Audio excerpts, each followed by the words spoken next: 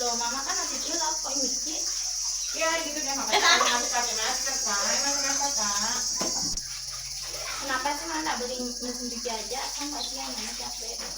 Ya maunya sih gitu kak. Ayo deh, yuk kita duduk sini. Masih pingin ya kak beli mesin cuci, tapi kan daya rumah kita sedikit kak, cuma 900 watt. Jadi coba kalau ada mesin cuci, ada rice cooker, ada kulkas, ada setrika, ada lampu lagi nyala, sama-sama bisa-bisa jeglek listrik di rumah kita. Apa itu jeglek mah? Kenapa bisa begitu? Nah, mau tahu kenapa bisa jeglek? Yuk ikutin pembahasan kita bersama Bu Guru Diana. Assalamualaikum warahmatullahi wabarakatuh. Halo sahabat literasi, apa kabar semua? Semoga tetap dalam keadaan sehat ya. Jadi ketemu lagi dengan Bu Diana. Kali ini kita akan mencoba menganalisis permasalahan atau fenomena kelistrikan dalam kehidupan sehari-hari menggunakan persamaan hukum Kirchhoff. Menarik bukan? Yuk saksikan terus video ini. Ya, sahabat, mari kita ingat kembali bunyi hukum Kirchhoff. Jadi, Kirchhoff mengatakan bahwa jumlah arus yang masuk melalui percabangan dalam suatu rangkaian listrik sama dengan jumlah arus yang keluar melalui titik percabangan tersebut. Secara matematik, kita dapat menyatakannya dalam perumusan sigma I masuk sama dengan sigma I keluar, atau jumlah arus yang masuk sama dengan jumlah arus yang keluar.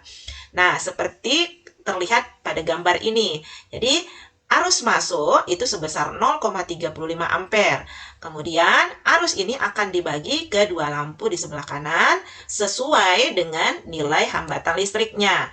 Pada hambatan listrik sebesar 10 ohm mengalir arus sebesar 0,21 ampere, dan pada hambatan 15 ohm maka mengalir arus sebesar 0,14 ampere. Jadi, jika dijumlahkan 0,21 ditambah 0,14 sama dia dengan 0,35 ampere.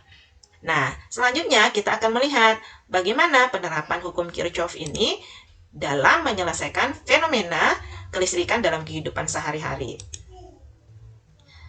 Ya, sahabat, tahukah kamu bahwa saat akan memasang instalasi listrik di rumah, biasanya kita akan ditanyai oleh PLN, oleh petugas PLN maksudnya ya, mau memasang listrik dengan daya 450 volt ampere, 900 volt ampere, 1300, ataukah 2200 volt ampere.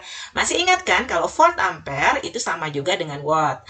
Nah, daya listrik yang kita pilih menentukan berapa jumlah maksimal daya listrik maupun arus listrik yang dapat digunakan di satu rumah. Jadi makin banyak dayanya, maka makin besar arus listrik yang mengalir masuk ke dalam rumah tersebut. Ya, kita kembali kepada percakapan di awal video ini ya, yaitu percakapan antara Sofia dengan ibunya. Jadi, di rumah Sofia, mereka memasang daya maksimum sebesar 900 volt ampere. Artinya jumlah arus masukan maksimum yang mengalir di rumahnya dari PLN sebesar I sama dengan P per V.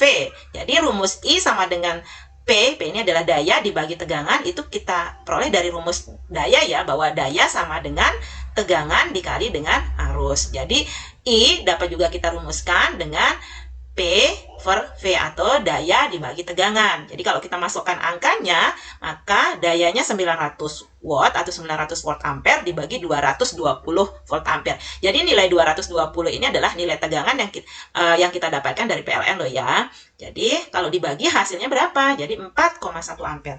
Nah, dengan daya 900 volt ampere, maka arus listrik yang dapat masuk ke rumahnya Sofia itu sebesar ya 4,1 ampere ini, sahabat.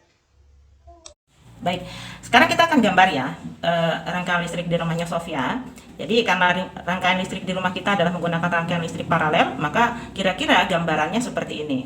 Rumahnya menggunakan mesin cuci 900 sebesar saya 300 watt, setrika 350 watt, kulkas 150 watt, TV 100 watt, dan lampu 50 watt. Nah, kita akan menghitung berapa sih arus yang dibutuhkan untuk menyalakan masing-masing komponen elektronika ini, dan apa yang terjadi jika dipasang secara bersamaan di rumahnya Sofia.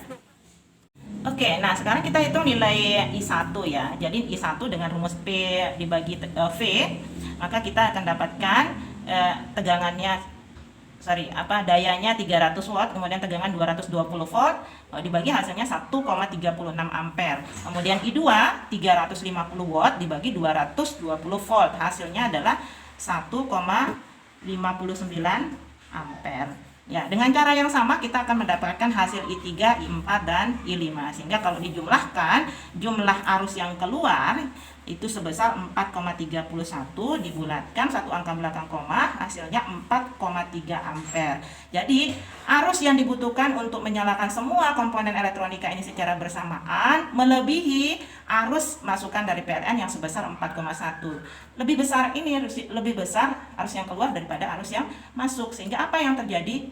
Iya, benar. Aliran listriknya akan terputus atau yang kita sebut juga dengan fenomena jeglek. Oke, seperti itu ya. Ya, baik, kita tadi sudah membahas tentang penerapan hukum Kirchhoff dalam menjelaskan fenomena jeglek ya. Nah, kalau begitu, ada ide enggak atau bagaimana menyelesaikan masalah yang dialami oleh Sofia dan keluarganya?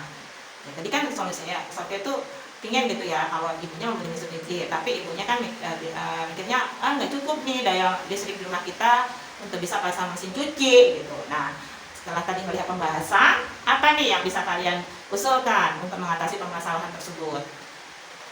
Ya, yang pertama adalah menambah daya di rumahnya dari 900 menjadi 1300. Kemudian yang kedua apa? Membeli mesin cuci dengan daya yang rendah gitu ya. Kemudian yang ketiga apa nih? Tidak menggunakan semua komponen elektronika dalam waktu yang bersamaan. Tepat sekali, benar gitu. Ya, jadi sekian dulu pembahasan kita. Sampai jumpa di video-video berikutnya ya. Tetap semangat, tetap sehat, salam literasi. Dadah.